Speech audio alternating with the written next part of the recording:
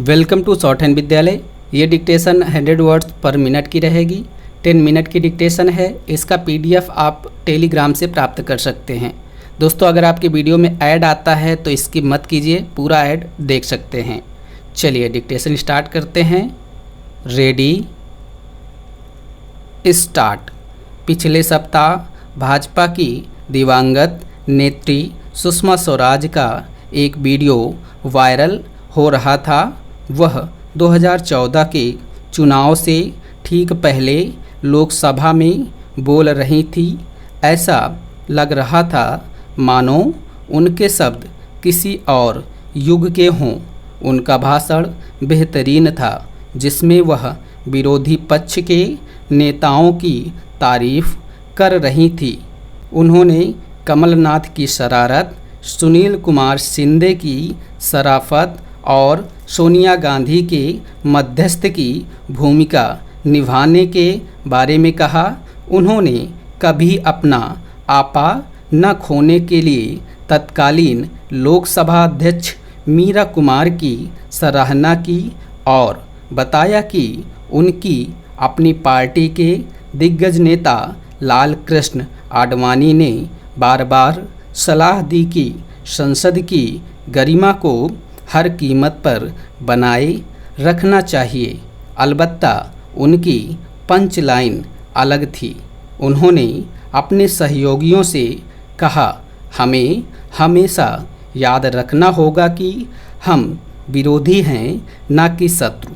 विचारधारा, नीति और कार्यक्रमों को लेकर हमारा मतभेद है, लेकिन इसका यह मतलब नहीं कि हम संवाद खत्म कर दें। आज संसद में यही होता दिख रहा है।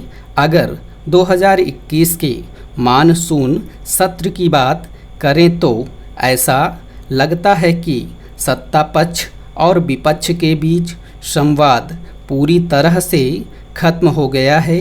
संसद का वर्णन करने के लिए सत्र के धुल जाने का जिक्र करना सामान्य बात हो गई है।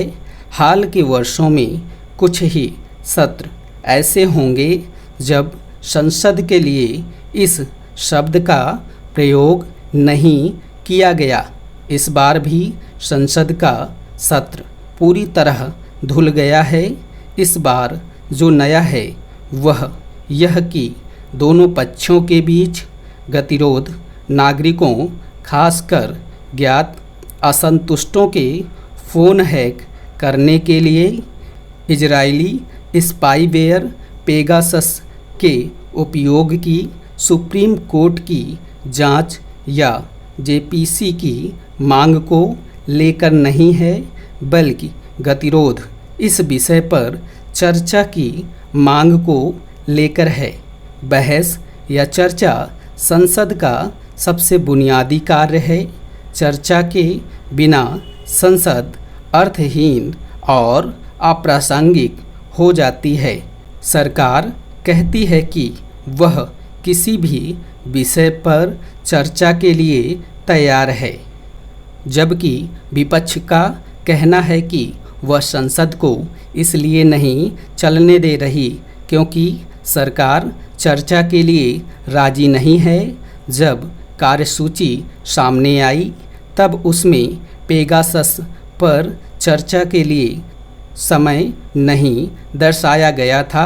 काल्पनिक रूप से भले ही यह मांग तुच्छ हो, लेकिन यह समूचे विपक्ष को आंदोलित कर रही है।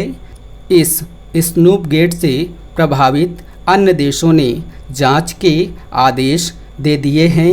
दुनिया भर के 17 मीडिया संगठन और वे विश्वसनीय नाम हैं इस जांच में शामिल हैं। अपने यहाँ मुश्किल यह है कि ना तो कोई रास्ता निकाला जा रहा है और ना ही उसे खोजने की कोशिश की जा रही है। विपक्ष द्वारा मांग करने और सत्ता पक्ष द्वारा उसे टालने में कुछ भी नया नहीं है। जैसा कि यूपीए शासन के दौरान 2G घोटाले मामले में पूरा सत्र बर्बाद हो गया था, क्योंकि विपक्षी भाजपा इसकी जांच के लिए संयुक्त संसदीय कमेटी के गठन से कम मान ही नहीं रही थी। अंततः सरकार को जेपीसी के गठन पर सहमत होना पड़ा, क्योंकि यह सरकार की जिम्मेदारी बनती है कि संसद का कामकाज चलता रहे। मुझे याद है कि एनडीए शासन के दौरान जब प्रमोद महाजन संसदीय कार्य मंत्री थे, तब वह कांग्रेस के नेताओं के साथ बैठ गए थे और कहा था, बस बहुत हो गया, अब बताओ क्या करना है। आपने हल्ला कर लिया, संदेश चला गया, अब बैठें और तय करें कि आगे क्या हो। इस समय एक और रुझान देखने को मिल रहा है। क्षेत्रीय दल फिर से प्रमुख भूमिका निभाते नजर आ रहे हैं। पश्चिम बंगाल में अपनी हालिया जीत और राष्ट्रीय भूमिका की स्पष्ट महत्वाकांक्षा के कारण उनका नेतृत्व तृणमूल कांग्रेस कर रही है। यह 90 के दशक मध्य की याद दिलाता है, जबकि क्षेत्रीय दल राष्ट्रीय हो गए थे और एचडी देवगौड़ा की संयुक्त मोर्चा सरकार को मुख्यमंत्रियों की सरकार के रूप में जाना जाता था। वह पहला मौका था जब क्षेत्रीय दल केवल अपने राज्य हित के बजाय राष्ट्रीय परिप्रेक्ष्य में समस्याओं को देखने के लिए मजबूर थे। मौजूदा गतिरोध में बेशक कांग्रेस की भी सक्रिय भूमिका रही, लेकिन मुख्य विपक्षी दल से यही तो उम्मीद की जाती है। किसानों की मांग के समर्थन में राहुल गांधी ट्रैक्टर से संसद परिषद में पहुंचे और तीनों खेती कानूनों को निरस्त करने की मांग की। उन्होंने ध्यान आकर्षित करने के लिए साइकिल यात्रा भी की और रणनीति बनाने के लिए 15 दलों के विपक्षी नेताओं से मिले। हालांकि कांग्रेस और तृणमूल के बीच और बेहतर तालमेल होने पर विपक्षी एकता ज़्यादा असरदार होती, पर दोनों की नज़र संयुक्त विपक्षी गठजोड़ में नेतृत्व की भूमिका निभाने पर है। संसदीय कामकाज में गतिरोध को अपवाद होना चाहिए, न कि नियम। कांग्रेस ने इस बार इस गतिरोध को लोकतांत्रिक रूप से सही ठहराने के लिए सुषमा स्वराज और अरुण जेटली के बयानों का सहारा लिया है, पर हर कोई जानता है कि यह एक ऐसा हथियार है जिसका उपयोग नियम की तरह करने के बजाय संयम से करना चाहिए। फिर संसदीय कामकाज और सड़क की राजनीति में फ़र्क होता है। संसद का मतलब कानून बनाना, ज्वलंत मुद्दों पर चर्चा करना और सरकार को जवाबदेह ठहराना है। सरकार अपने तरीके से मुद्दों को कुचल नहीं सकती, जबकि विपक्ष को हंगामा करने के बजाय बहस और चर्चा के जरिए मुद्दों को उठाना चाहिए। संसद में शोर शराबा कर विपक्ष सरकार की मदद ही करता है। सरकार बिना किसी चर्चा के विधेयकों को पारित करते हुए खुश है, जैसा कि इस सत्र में हुआ है।